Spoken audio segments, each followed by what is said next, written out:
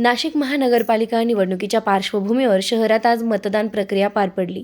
सकाळपासूनच विविध प्रभागांमध्ये उमेदवार व कार्यकर्त्यांकडून नागरिकांना मतदानासाठी बाहेर पाडण्याचे आवाहन करण्यात आले होते। प्रभाग क्रमांक 14 आणि 15 मध्ये मतदान प्रक्रिया अत्यंत शांततेत आणि सुरळीत पार पडली। या दोन्ही प्रभागांमध्ये मतदान केंद्रांवर पोलिसांचा चोख बंदोबस्त ठेवण्यात आला होता। मतदारांमध्ये उत्साह दिसून येत होता। महिला, ज्येष्ठ नागरिक तसेच प्रथमच मतदान करणाऱ्या युवकांनीही मोठ्या प्रमाणात सहभाग नोंदवला।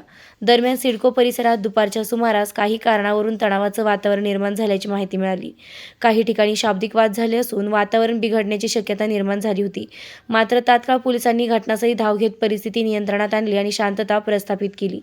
पोलीस प्रशासनाच्या तत्परतेमुळे कोणताही अनुचित प्रकार घडला नाही। संपूर्ण शहरात कायदा व सुव्यवस्था अबाधित ठेवण्यासाठी अतिरिक्त पोलीस बंदोबस्त तैनात करण्यात आला होता। मतदान प्रक्रिया अखेरपर्यंत शांततेत पार पडल्याची माहिती प्रशासनाकडून देण्यात आली आहे।